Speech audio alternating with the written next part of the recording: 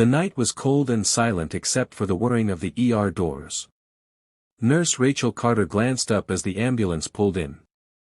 From it emerged an 8-year-old boy, barefoot and trembling, holding a blanket-wrapped bundle in his arms.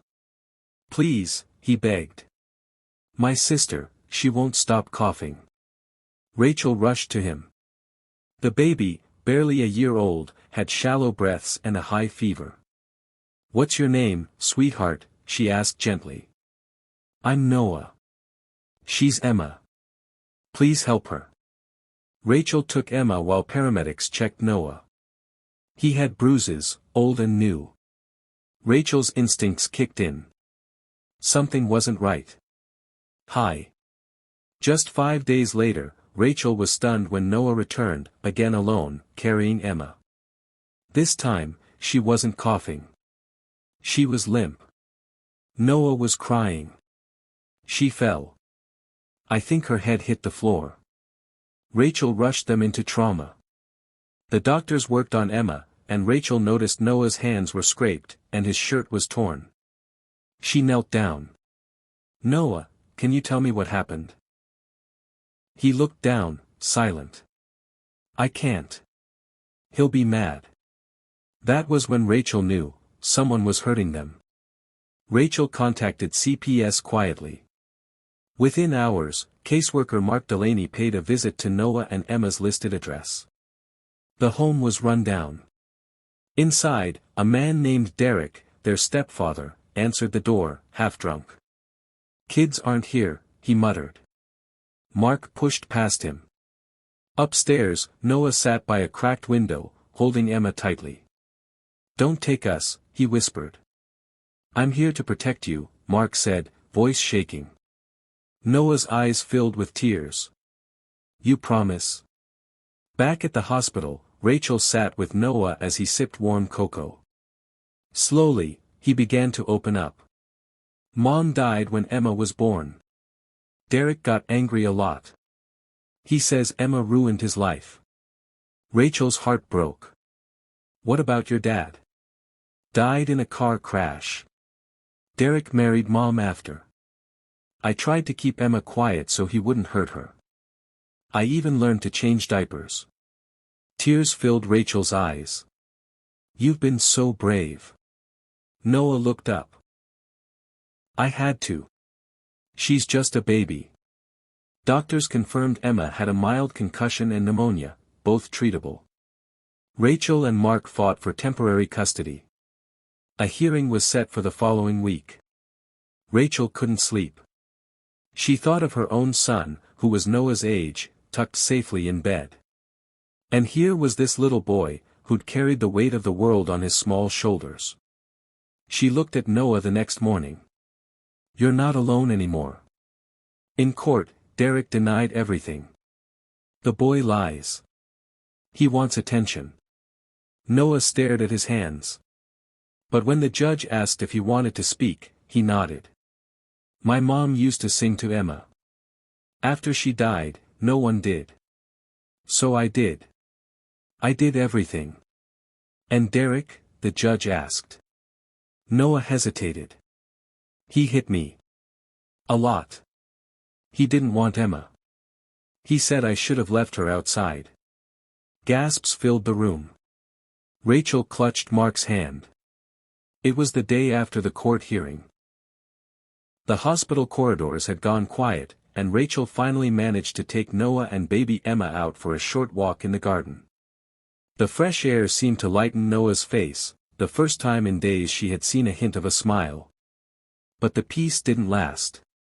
A black SUV screeched to a halt near the hospital gate. The door swung open aggressively, and out stepped Derek, fists clenched, face flushed red with fury.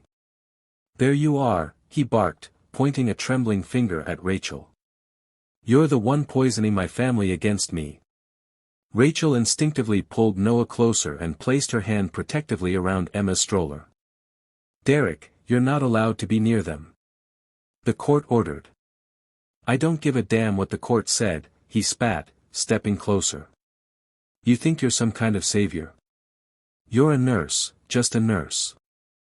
Who do you think you are, taking my place?" Rachel stood her ground. I'm someone who gives a damn about these kids. Someone who didn't let a baby cry herself to sleep while her brother begged for food. I may just be a nurse, but I'm everything you're not. Derek's eyes flared.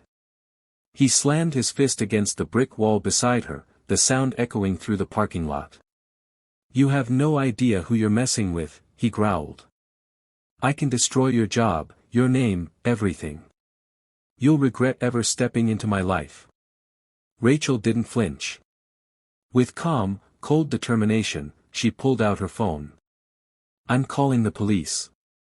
Derek's nostrils flared. He gave her a long, venomous stare, then hissed. This isn't over, nurse. You'll pay for this. He turned, climbed into his SUV, and sped off, tires screeching as he disappeared into the street. Rachel knelt down beside Noah, who was shaking. She wrapped her arms around him, feeling his small hands clutch her uniform tightly. Did you see that, Noah? She whispered softly. He tried to scare us. But we're not afraid anymore. Not when we have each other. Noah looked up at her with teary eyes and nodded slowly. I'm not scared, because you're with me. After court, Rachel handed over medical evidence, photos of Noah's bruises, Emma's injuries, and nurse notes from previous ER visits that hinted at neglect. She looked the judge in the eye. This boy saved his sister's life. Twice. He's more of a parent than most adults I know. Noah looked down, overwhelmed. The judge paused. Thank you, Nurse Carter. After tense deliberation, the judge ruled, Derek would be charged with felony child abuse and endangerment. Noah and Emma would be placed under protective custody. As Derek was led away, he shouted, lying little brat. You'll regret this. Noah flinched. But Rachel knelt beside him. He can't hurt you anymore. Noah finally whispered, Are we safe now? She nodded. Yes, honey. You are. Rachel and her husband offered to foster the siblings. At first, Noah was quiet. He checked on Emma every hour. He didn't sleep much. But slowly, he adjusted. He giggled at breakfast. He hugged back when hugged. Emma, now stable, smiled more too. Rachel's son, Tyler, took to Noah instantly.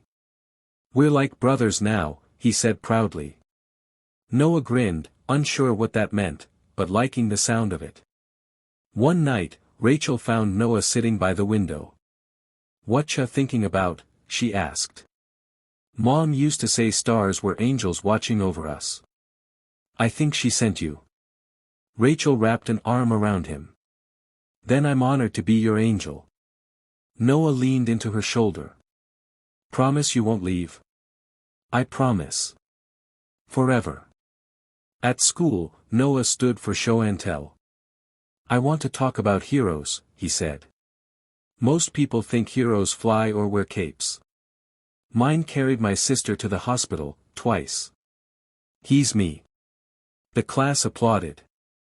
His teacher wiped tears.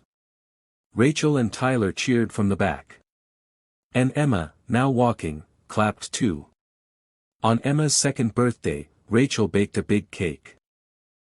Neighbors, friends, and social workers came to celebrate. Noah wore a t-shirt that said, Big Brother, Forever Protector. Mark raised a toast. To Noah, the bravest boy I've ever met. Noah smiled, holding Emma's hand. He didn't need magic to be a hero. He just needed love, and now, he had it.